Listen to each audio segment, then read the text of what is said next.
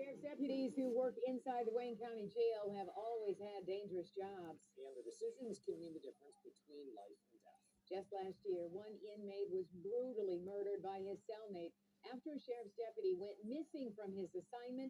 He later resigned. But today, the sheriff's office is struggling with severe understaffing, with the jail currently 344 deputies short. So, did the sheriff's office lower its standards when it hired one deputy with a troubling past? Here's 7 investigator Ross Jones. Some people are meant to be the police, and some people are meant to call the police. He's someone who's meant to call the police. This is a story about a sheriff's deputy who's not allowed to be a police officer. This man is not qualified to be public safety at all, period. Until his latest job, Jamonte Horton had been fired or forced to resign from every law enforcement department he's worked for. Today, he wears a badge from the Wayne County Sheriff's Office. Jamonte Horton was hired less than 2 years ago by the Sheriff's Office. He came there after being rejected by the Detroit Police Department and the Macomb County Sheriff's Office, and failing the background checks with Farmington Hills Police and Waterford Police. Horton's problems began early in his career.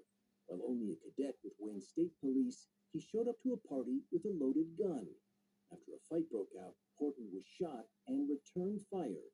He resigned in 2015 for his role in the shooting. His next stop, Ypsilanti Police, where Horton was written up for missing shifts, found sleeping in his patrol vehicle, and caught playing a homemade pornographic video featuring himself to his fellow officers while on duty. He was also written up for putting those officers at risk, leaving a sergeant alone during a traffic stop and missing a knife during a search of a domestic violence suspect.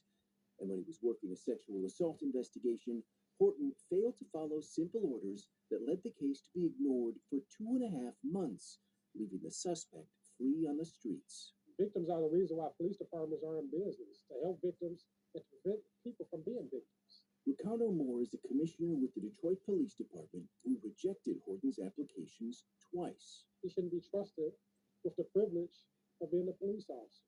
Facing termination from Ypsilanti, Horton resigned in 2019.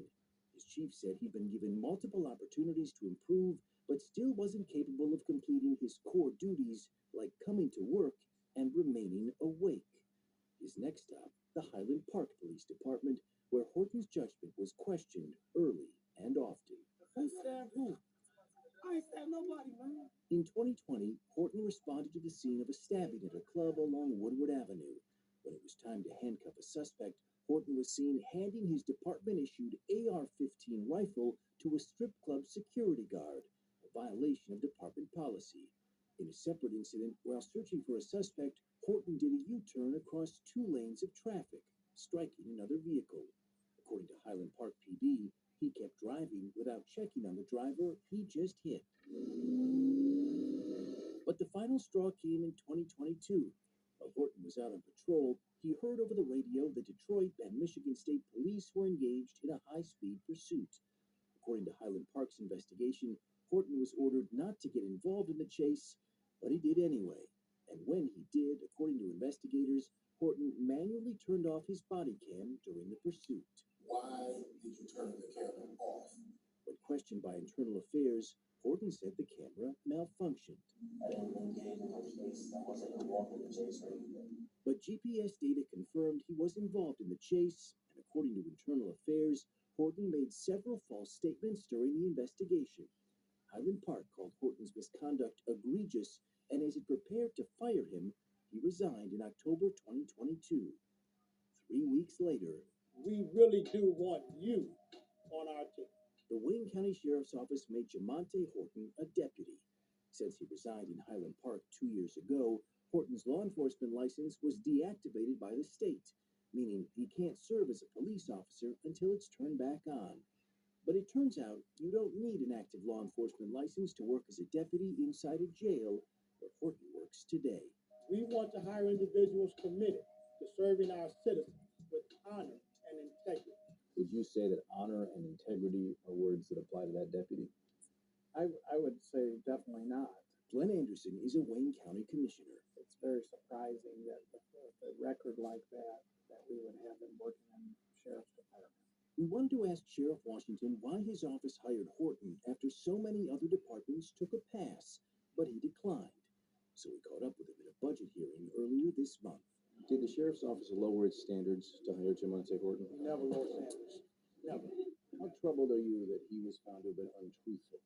I'm troubled that if that is indeed a fact. I don't know that to be a fact. Somebody just talked to me about that part of it. Well, you hired him, sir. Is that a Well, concern? Our agency hired him. Washington told us he had nothing to do with Horton's hiring, but that's his signature on a document asking the state to reactivate his law enforcement license, allowing him to police the streets.